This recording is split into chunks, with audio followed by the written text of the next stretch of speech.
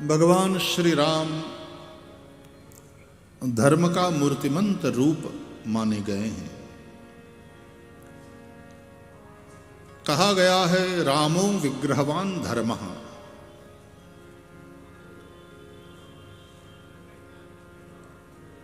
धर्म मूर्त हुआ, लिखित धर्म था पोथी में, उसको तुम लख सको एक व्यक्ति, एक मूर्ति, एक विभूति के रूप में, वो है राम। प्रवचनों में उच्चरित धर्म को आचरित धर्म के रूप में जिसमें तुम देख सको, वो है श्री राम। एक होता है उच्चरित धर्म और एक होता है आचरित धर्म। उच्चरित धर्म जिसमें धर्म की चर्चा होती है, लेकिन धर्म केवल चर्चा का विषय नहीं, धर्म चर्या का विषय।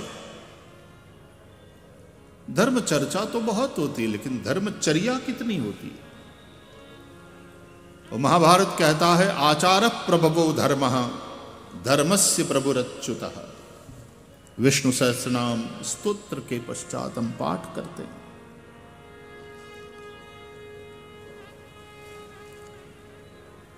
आचरण विशेष महत्वपूर्ण। तो भगवान श्री राम आचरित धर्म है।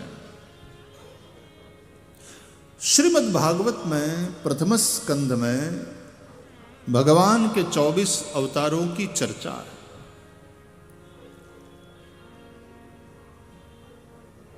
उन 24 में व्यास जी को 17वां अवतार बताया गया है। 18वां अवतार भगवान श्री राम को बताया गया। मन में प्रश्न उठ सकता है कि राम पहले हैं कि व्यास पहले हैं? वैसे तो व्यास जी द्वापर में भागवत की कथा के अनुसार द्वापरे समनुप्राप्ते तृतीये युग पर्यये जातः पराशराद योगी वासव्याम कलया हरेः।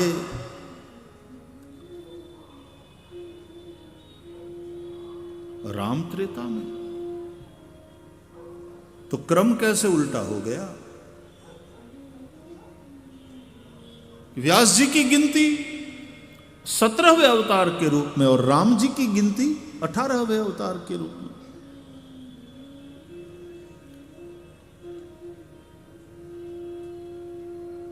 वैसे एक दृष्टि से देखा जाए तो पाराशर्य व्यास वो भले ही द्वापर में पराशर और सत्यवती माता से प्रकट हुए, लेकिन व्यास हर युग में। पुराणों में व्यास जी के विभिन्न अवतारों का वर्णन है। व्यास एक ही नहीं है। जैसे रामचरितमानस के बालकांड में भगवान श्री राम के अवतारों के कारणों की चर्चा करी गई है गोस्वामी तुलसीदास जी के द्वारा, उससे स्पष्ट है कि राम अवतार एक ही नहीं है। हर कल्प के त्रेता में राम अवतार होता है। इसलिए एक कल्प ते ही लगी अवतार। एक कल्प में राम के अवतार का ये कारण है, ये प्रयोजन। अवतार कारण और अवतार प्रयोजन। भागवत के प्रारंभ में जो 6 प्रश्न पूछे गए, उसमें एक प्रश्न अवतार प्रयोजन क्या? भगवान क्यों अवतार लेते हैं? और हम जानते हैं कि अवतार की अवधारणा केवल सनातनियों में है।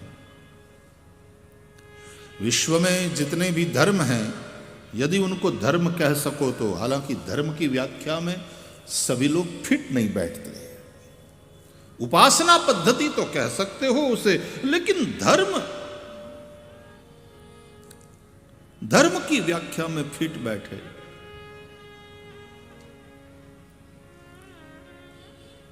धारणा धर्ममित, हमारे यहां धर्म शब्द की बहुत विशाल परिभाषा है। केवल एक उपासना पद्धति को हम धर्म नहीं कहते। Anyway, the different religions of the world, if you look at them, दो प्रकार के हैं। Those who believe in God and those who do not believe in God. निरीश्वर है, जैसे बुद्धिज्म, उसमें ईश्वर की बात ही नहीं। जैनिज्म, उसमें ईश्वर की बात नहीं है। आत्मा का स्वीकार है जैनिज्म में, और आत्मा के मोक्ष संबंधी चर्चा। बुद्धिज्म में तो आत्मा का भी स्वीकार नहीं है, ईश्वर का भी नहीं, आत्मा का भी नहीं, कि आत्मा जैसी कोई चीज नहीं।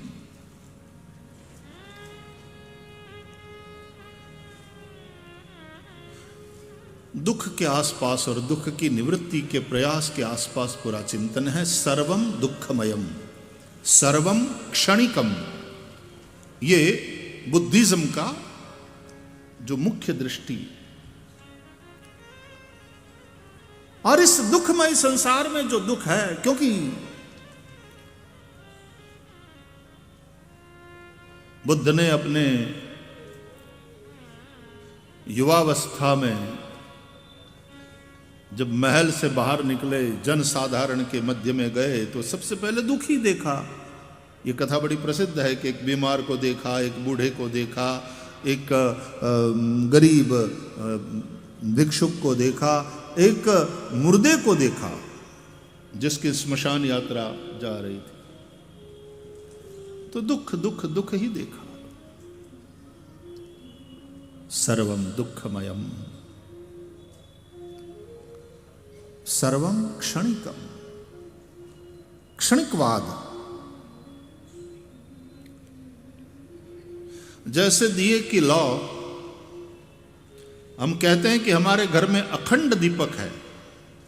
वास्तव में अखंड कैसे हो सकता है? हर क्षण बदल रही है बात दिए की लौ में। वो क्षमा हर क्षण बदल रही है, लेकिन वो बनना और विलीन हो जाना एक प्रवाह में है, इसलिए हमें अखंड है ऐसा मालूम पड़ रहा है। क्षणिक सब, जैसे हमारे शरीर में, हमारे शरीर शास्त्र के अनुसार, बायोलॉजी के अनुसार भी प्रत्येक क्षण शरीर में न जाने हजारों हजारों कोष नए बनते हैं, और हर क्षण में न जाने कितने कोष समाप्त हो जाते हैं। बनने और बिगड़ने की प्रक्रिया सतत चालू है। वो कोषों के बनने की संख्या ज्यादा हो, मरने वाले कोषों की संख्या कम हो, तो आप बढ़ते चले जाते हैं। आपके शरीर में वो ताकत, वो सामर्थ्य रहता है। जब नए बनने वाले कोषों की तादाद कम होती है, मरने वाले कोषों की संख्या बढ़ती चली जाती है और हम बुढ़ापे की ओर जाते हैं। हमारी शक्ति, हमारा सामर्थ्य, हमारी इम्यूनिटी, ये सब कम होने लगता है। तो बनने और बिगड़ने की प्रक्रिया इतनी सतत है कि लगता है हमें कि हमारा शरीर 65 साल 70 साल का हो गया। लगता है कि हम वही है, लगता है वही है, लेकिन हकीकत में हम वही नहीं है। कल इसी घाट पर मैं जिस गंगा में स्नान करने गया था, आज जब उस घाट पर स्नान करने जाता हूं तो लगता है कि गंगा वही है, लेकिन वास्तव में गंगा वही नहीं है, बदल गई है। हर पल गंगा बदल रही है, क्योंकि गंगा प्रवाहित है। ये जो प्रवाहित है, ये जो सरक रहा है सतत, उसी को संसार कहा गया।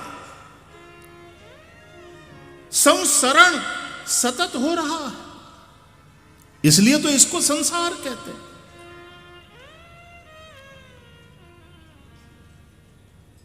दिखता है सातत्य, लेकिन है सब कुछ क्षणिक। तो बुद्धिज्म में सर्वम दुखमयम सर्वम क्षणिकम, और दुख है तो दुख का कारण है। वैसे भी हमारे यहां नियम है, without cause there is no effect. बिना कारण के कार्य नहीं होता। तो दुख है संसार में सर्वत्र, तो उसका कोई कारण है। और चौथी बात, उसका निवारण भी संभव है। उसका निवारण संभव है। इसलिए बुद्धिज्म में मोक्ष की भी नहीं, निर्वाण की बात है। और निर्वाण का तात्पर्य है दुख से मुक्ति। निर्वाण, हालांकि निर्वाण शब्द हमारे यहां तो पहले, अब देखा जाए तो यह सनातनी धारा से ही, सनातन के सरोवर से ही निकली हुई धारा है। सनातन वैदिक हिंदू धर्म, जैनिज्म, बुद्धिज्म, सिखिज्म, सबका उद्गम स्थान यहां इसी भारतवर्ष से।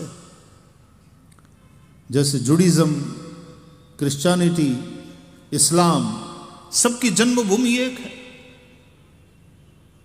समय समय पर बदलाव आता रहता है। नया दर्शन, नई विचारधारा, नई ट्रेडिशन, नई मान्यताएं, न्यू बिलीफ सिस्टम, जो पहले से डिफरेंट है। और एक नए रिलीजन की शुरुआत होती है, एक नए मजहब की शुरुआत हो जाती। भगवत गीता का दूसरा अध्याय का अंतिम श्लोक का अंतिम चरण, ब्रह्म निर्वाण मृच्छति। तो ब्रह्म और निर्वाण शब्दों के हिसाब से देखें, मैं अर्थ करने नहीं जा रहा हूं श्लोक का, मैं शब्द का चयन कर रहा हूं, वहां से उठा रहा हूं। ब्रह्म और निर्वाण, इन दोनों शब्दों को उठा लो उस अंतिम चरण से, ब्रह्म निर्वाण मृच्छति। तो ब्रह्म शब्द उठाया भगवान आद्य शंकराचार्य ने, निर्वाण शब्द ले लिया था बुद्ध ने। इसलिए भगवान आद्य शंकराचार्य ब्रह्म की बात करते हैं। कहते हैं सर्वम खलु इदम ब्रह्म, हमारे वेदों के आधार पर, और मैं भी ब्रह्मैवाहम्।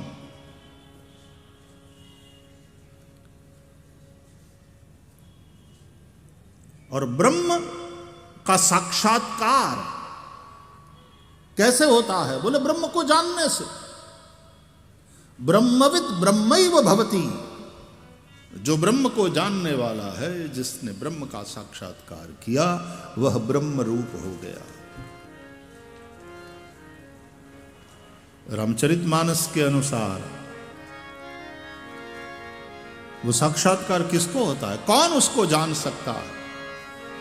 उपनिषद कहते हैं यमे वेश वृणुते तेन लभ्यः। रामचरितमानस, सोई जानहि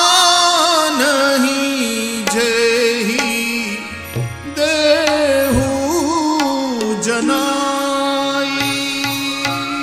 सोई गाइए, देहु जनाई। सोई जानहि जेहि देहु जनाई। सोई जानहि देहु जनाई। जानत तुमहि तुमहि होई